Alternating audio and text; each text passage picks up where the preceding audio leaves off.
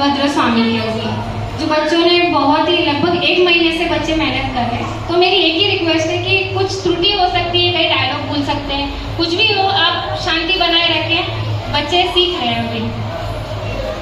पहले सब अपना इंट्रोडक्शन देंगे।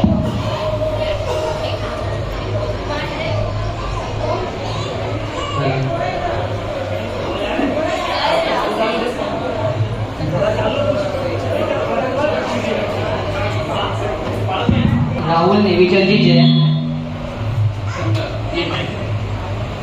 मेरा नाम राहुल नेवीचंद जी जैन है और आज इस नाटिका में मैं पंडित शिव राम बना हूँ। जय जयेंद्र, मेरा नाम ओम कनकमल जैन है और मैं इस नाटिका में रामलाल बना हूँ। जय जिनेन्द्र, मेरा नाम है नियति रविंद्र जैन और मैं इस नाटिका में बनी हूँ महान आचार्य समनभद्र। जय जिनेन्द्र, मेरा नाम टीना राजू जैन है और मैं इस नाटिका में शांति देवी और मैं बहुत शांत हूँ। जय जिनेन्द्र, मेरा नाम निधि आनंद जैन है और इस नाटिका में मैं बनी हूँ चिट्टी। जय जिनेन्द्र, मेरा नाम भव्य विमल जैन है और आज मैं ये नाटिका में राजा शिवकोटी बना हूँ। जय जिनेन्द्र, मेरा नाम है जीविका रविंद्र जैन, मैं इस नाटिका में सिपाही बनी हूँ। जय जिनेन्द्र, मेरा नाम निधि आनंद जैन है, मैं इस नाटिका में सेनापति हूँ। मेरा नाम है हेमांशी कनकमल जैन, इसमें मैं बनी हूँ पिंटी।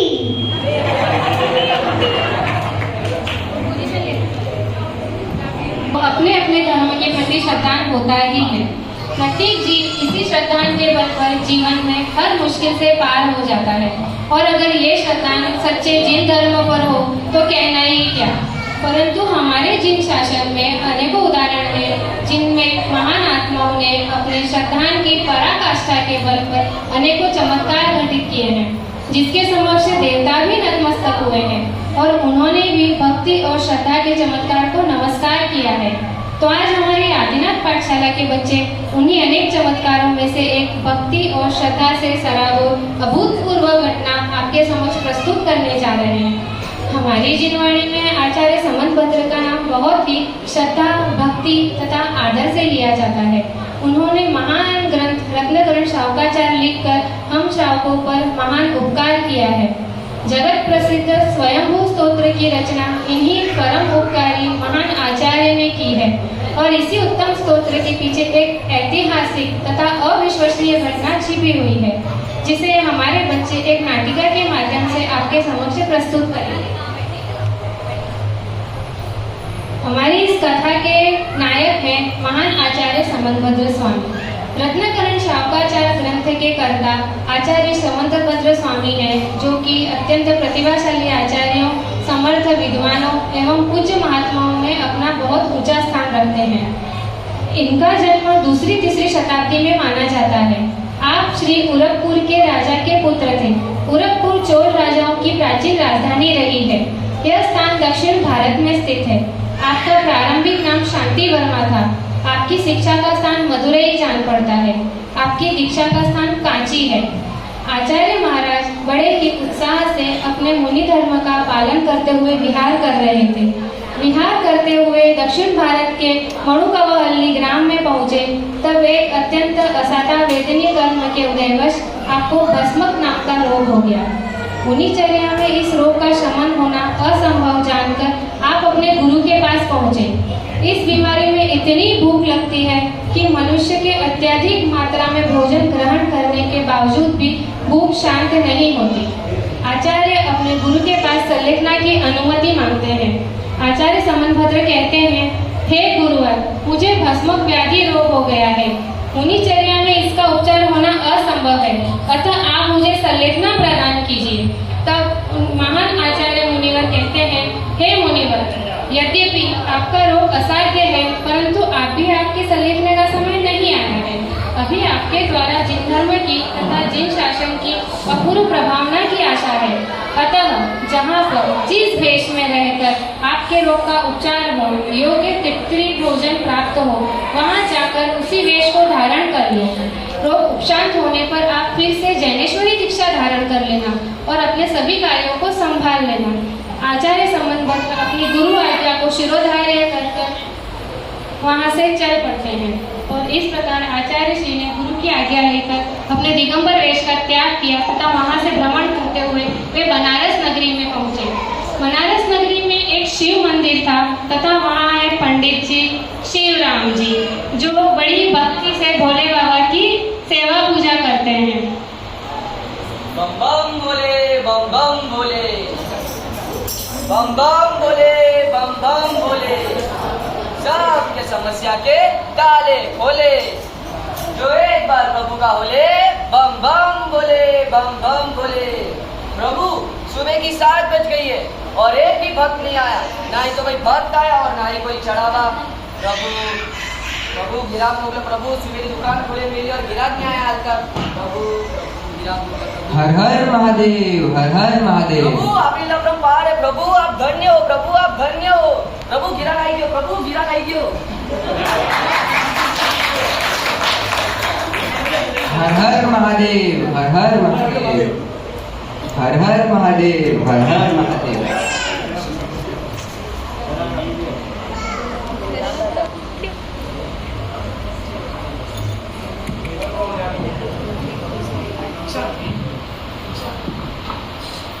हे प्रभु क्या बताओ, बड़ी समस्या है। बम बोले, बम बम बोले, सबके समस्या के ताले खोले। बोल बच्चा क्या समस्या है तेरी? क्या बताओ पंडित जी, बड़ी ही विकट समस्या है। बोल बच्चा क्या समस्या है तेरी? क्या बताओ? सबकी बीवियां 2-4 महीने में मायके चली जाती है और मेरी वाली 2 साल से नहीं गई।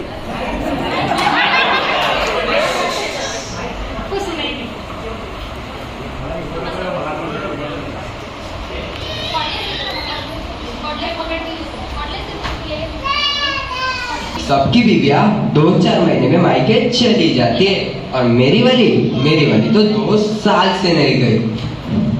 हे प्रभु मैंने ऐसा क्या पाप किया है? मेरी बीवी मुझसे दिन भर काम कराती है, खाना खाए वो और बर्तन मांजू मैं, कपड़े पहने वो और धो मैं। हे प्रभु सोफे पर बैठकर चैटिंग करे वो और सफाई करूं मैं। हे प्रभु बड़ी समस्या है, बाजार जाकर पैसे उड़ाए वो और कमाऊं मैं। हे प्रभु कभी तो मेरी बीवी मायके जाए, कभी तो मुझे चैन की सांस आए। हे प्रभु अभी तो चढ़ावा चढ़ा रहा हूँ, आप इसे टोकन समझना, काम होने पर दुगना चढ़ावा चढ़ाऊंगा। हर हर महादेव, हर हर महादेव। प्रभु इसकी तो बहुत समस्या है बेचारी, इसकी समस्या तो सुन ही लेना प्रभु, इसकी समस्या तो सुन ही लो। जय जय शिव शंकर सासू का मुंह बनकर, जय जय शिव शंकर सासू का मुंह बनकर, जय जय शिव शंकर सासू का मुंह बनकर। बम बम बोले, बम बम बोले, सबके समस्या के ताले खोले। बोल बच्चा क्या समस्या है तेरी? अरे पंडित जी क्या कहूँ मैं, ये मेरी सासू माँ है ना, इनकी 1 नहीं 2 नहीं 3 नहीं 5 की 5 इंद्रियां खराब है। मैं जो भी खाना बनाऊं कहती है कहीं हवादिस नहीं है, ना लून नहीं मरस नहीं, हार नहीं हवा नहीं, ये सारा किससे खाऊं? अब आप ही बताओ क्या मैं चारा बनाती हूँ? और तो और कितने भी अच्छे कपड़े दूं मैले ही लगते हैं, कितनी भी अच्छी सफाई कर लूं कचरा ही दिखता है। और तो और कितना भी धीरे बोलो जोर से ही आवाज आती, कहती है थोड़ा धीरे बोलो।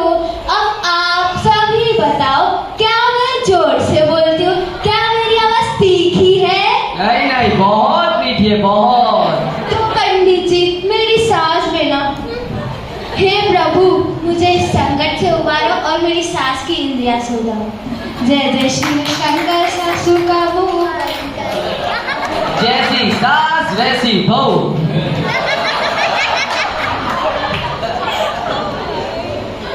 ओम नमः शिवाय, ओम नमः शिवाय, ओम नमः शिवाय, ओम नमः शिवाय, ओम नमः शिवाय, ओम नमः शिवाय, ओम नमः शिवाय। हे भगवान चमत्कार सत्कार कर दो, इस छोटे से बच्चे की पुकार को स्वीकार कर दो। बम बम बोले, सबके समस्या के ताले खोले। बोल बच्चा, क्या समस्या है तेरी? पंडित जी, भारत की राजधानी कश्मीर बना दो, ताजमहल को दिल्ली में बिठा दो, महात्मा गांधी को प्रधानमंत्री बना दो और श्री कृष्ण जी का जन्म अयोध्या में करवा दो। क्यों रे छोरी, पूरे भारत का इतिहास क्यों बदलवा रही है? अरे पंडित जी, आपको भारत की इतिहास की पड़ी है? अगर ऐसा नहीं हुआ ना तो मेरे चेहरे का भूगोल बदल जाएगा। ऐसा क्यों रे छोरी? क्योंकि आज के इतिहास के पेपर में मैं यही सब लिख कर आई हूँ। अरे निकम्मी कहीं की, खुद तो पढ़ती नहीं और भगवान को उल्टी गंगा बहाने बोल रही है। ला ये चढ़ावा मुझे दे और भाग यहाँ से। कहाँ से आ जाते मुंह उठा के। खैर मुझे क्या, मेरा काम तो हो गया।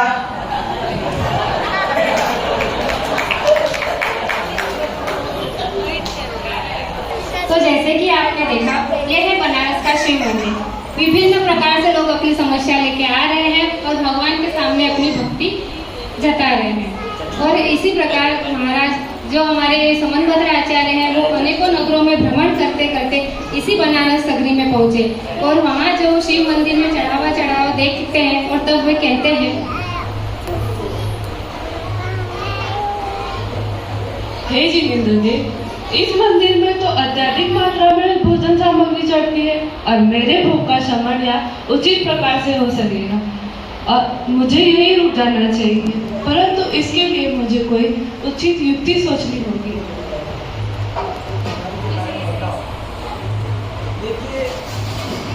ये जो आचार्य श्री को जो बीमारी लगी थी, वो बीमारी भस्मक व्याधि थी। इसमें बहुत भूख लगती थी और जितना भी खाते थे सारा कम पड़ जाता था।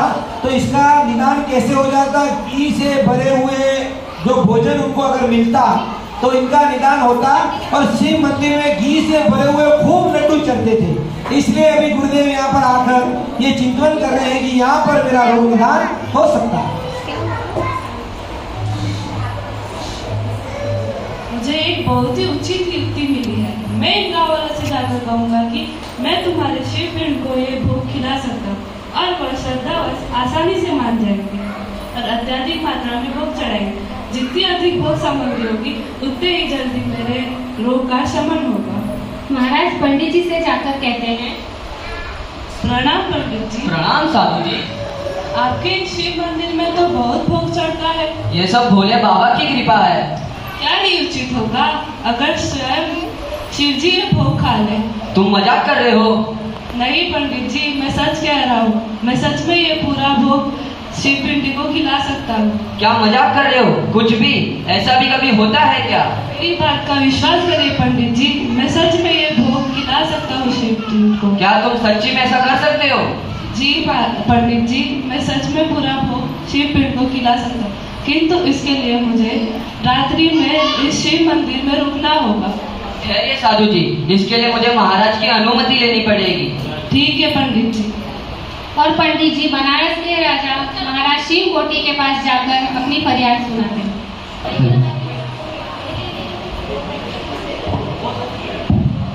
त्राहिमाम त्राहिमाम त्राहिमाम महाराज। क्या हुआ पंडित जी, आप इतने परेशान क्यों हो? महाराज, ये हमारे राज्य में क्या हो रहा है?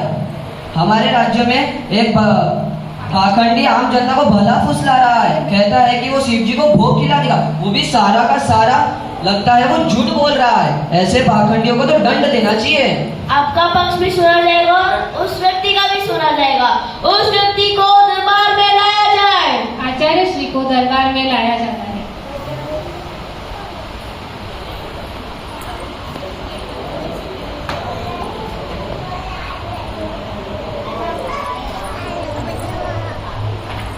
प्रणाम महाराज। प्रणाम। क्यों साधु जी, आप दावा कर रहे हैं कि आप पूरा भोग शिव जी को खिला देंगे? क्या वाकई आप ऐसा कर सकते हैं? जी महाराज, ये सत्य है। मैं सच में ये पूरा भोग शिव पिंड को खिला दूंगा। यदि आपकी बात असत्य हुई तो आपको दंड दिया जाएगा। हे प्रजापालक, आप निश्चित रहिए।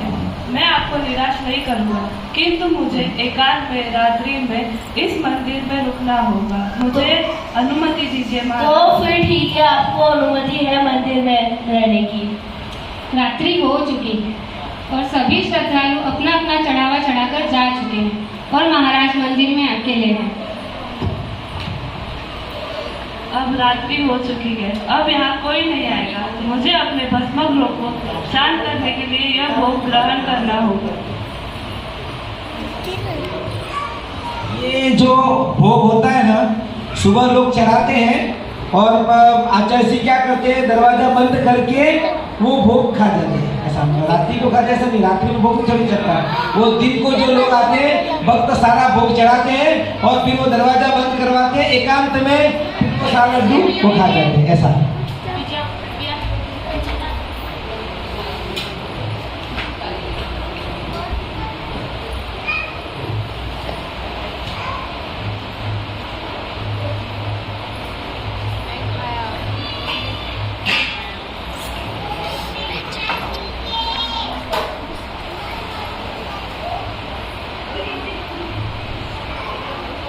यहाँ पर सारा भोग वो शिव जी को खिलाने के बहाने उन्होंने राजा का बोला है और दरवाजा बंद कर दिया है। भोग के लड्डू पड़े हुए जाएंगे कहाँ? तो क्या इतना तो कोई खा नहीं सकता आम मनुष्य, लेकिन उनको रोग होता है तो क्या करते हैं, सारा लड्डू वो खुद खा जाते हैं और बाहर आकर दिखाते हैं खाली। तो लोग क्या समझते हैं, शिव जी ने खाया। महाराज भोग को समाप्त कर लेते हैं और सुबह भक्तों का मेला उमड़ता है और इस चमत्कार को देखकर सभी आश्चर्यचकित तथा प्रसन्न हो जाते हैं और कहते हैं, जय हो सन्यासी बाबा की जय हो, भोले बाबा की जय हो सन्यासी बाबा की जय हो। ऐसे नारे लगने लगते हैं। इस प्रकार रोज भोग समाप्त होने लगा और भक्तों में उत्साह और प्रसन्नता छा गई। लोग अधिक से अधिक भोग लगाने लगे, मंदिर की ख्याति फैल गई। परंतु धीरे धीरे महाराज का रोग शांत होने लगा। अब वो उतना भोग नहीं खा पाते और भोग बचने लग गया। लोगों में शंका उत्पन्न होने लगी और आपस में चर्चा होने लगी।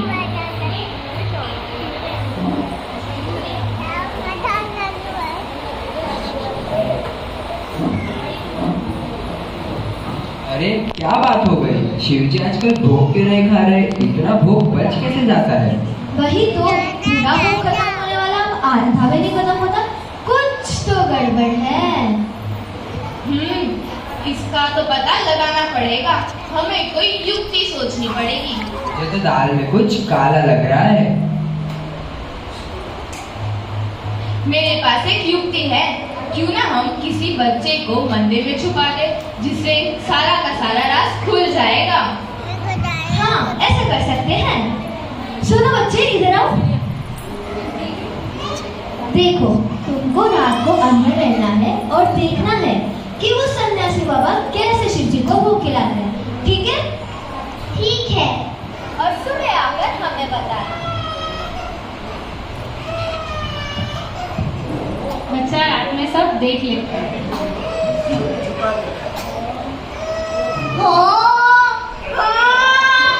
अब पता चला, दाल में कुछ काला ही नहीं, ये तो पूरी दाल ही काली है। सुबह होने पर बच्चा सारी हकीकत गांव वालों को बता रहा। बताओ, तुमने रात को क्या देखा? ये पंडित जी खुद खा रहे थे, शिव जी को नहीं खिला रहे थे। ये तुम क्या कह रहे हो? ऐसा कैसे हो सकता है? वही तो, एक इंसान इतना वो कैसे खा सकता है? मुझ पर विश्वास नहीं।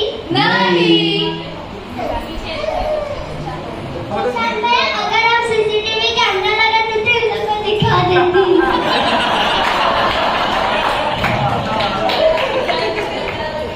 ठीक है, तुम्हारी बात को मान्य करते हैं। बुलाओ उन पाखंडी बाबा को, उन्हें तो दंड मिलेगा।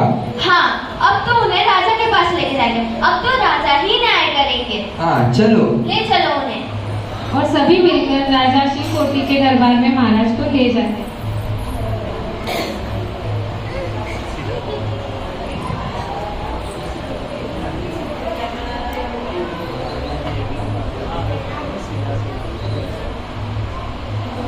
प्रणाम महाराज, आपका दोषी आपके सामने उपस्थित है। प्रणाम महाराज। प्रणाम। क्यों साधु बाबा, क्यों साधु बाबा, क्या यह सच है कि आप पूरा भोग स्वयं ग्रहण करे हैं? आप सब सत्य बताइए। जी महाराज, ये सब सत्य है।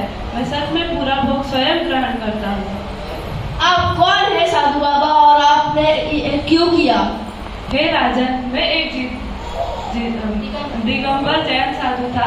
मुझे भस्मक रोग हो गया, जिसका निवारण मात्र अत्यधिक भोग है, और मैं अपने गुरु आज्ञा से यहाँ इस शिव मंदिर में यह भस्म डालकर आया ताकि मेरा यह भस्मक रोग ठीक हो सके। और अब मेरा यह भस्मक रोग धीरे धीरे ठीक होने लगा, जिसके कारण मैं अधिक भोग ग्रहण नहीं कर पाता और भोजन पचने लग गया। आपने हमारे भगवान तथा और हमारे भावनाओं का अपमान किया है, इसीलिए आपको दंडित किया जाएगा। आपको हमारी शिव पिंड को नमस्कार करना होगा। हे राजन, यह असंभव है। मैं मात्र जिनेंद्र देव का भक्त हूँ और उनके अलावा मैं किसी अन्य देव को नमस्कार नहीं करता। लेकिन आप इसे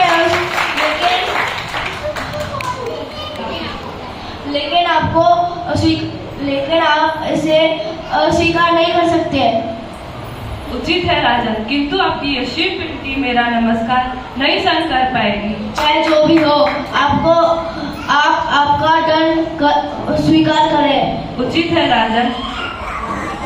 और आचार्य समनभद्र शिव पिंडी के समक्ष बैठकर स्वयंभू स्तोत्र की रचना करते हुए 24 भगवान की स्तुति प्रारंभ करते हैं।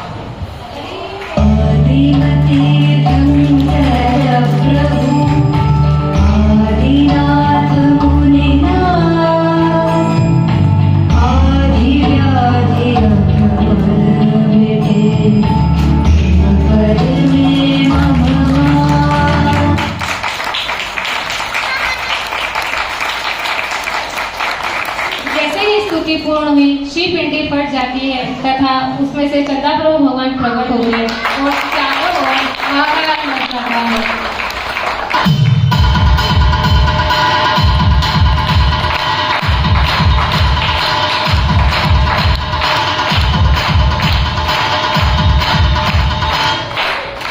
चंदा प्रभु भगवान की जय। जिन शासन जयवंत हो, जिन शासन जयवंत हो, जिन शासन जयवंत हो। देखिए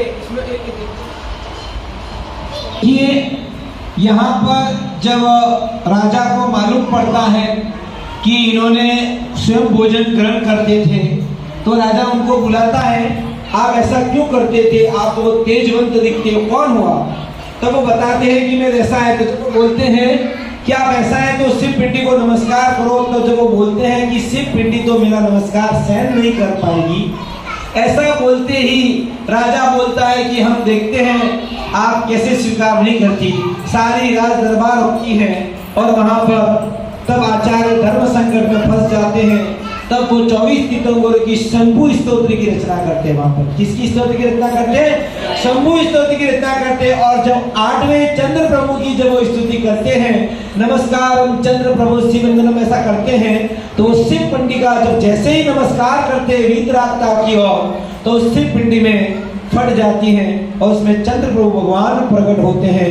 चारों ओर लोग दंग रह जाते हैं ये देख के। तब शिव कोटि राजा जैन धर्म स्वीकार करता है, दीक्षा लेता है, और कई शास्त्रों की उन शिव कोटि मुनिराज ने ही कई शास्त्र की रचना की है। आपको बता दूं, जो शिव कोटि मुनिराज तब सारे शिव कोटि एक कोटि मंदिर बनाए होते हैं। शिव कोटि राजा ने कितने मंदिर बनाए? एक शिव कोटि। तब वो जैनेश्वरी और राजा क्या लेता है?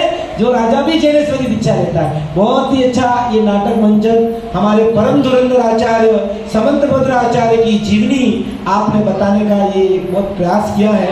इसके लिए जोरदार इन बच्चों को तालियां बजाएं। यह चमत्कार देखकर महाराज शिव कोटि आचार्य श्री के चरणों में गिर पड़ते हैं तथा उनसे क्षमा धन्य है महाराज, आप धन्य है। तथा शिव कोटि महाराज भी जैनेश्वरी दीक्षा अंगीकार कर लेते हैं।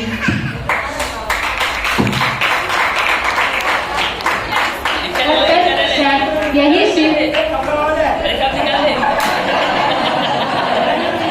और तत्पश्चात यही शिव कोटि आचार्य जैन धर्म के महान सल्लेख देखनागर भगवती आराधना की रचना करते हैं। तो इस सुंदर कथानक से हमें यह सीख मिलती है कि हमें किसी भी विपरीत परिस्थिति में अपने जिन धर्म को छोड़कर अन्य किसी भी मिथ्या मार्ग में आगे मस्तक नहीं झुकाना चाहिए। हमारा जैन धर्म ही सत्य है, समीचीन है, अनादि है, अनंत है तथा शाश्वत है।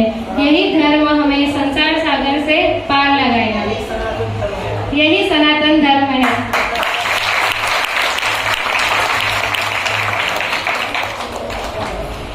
तो बोलिए जिन शासन की जय हो, 24 भगवान की जय हो, आचार्य समनभद्र देव की जय।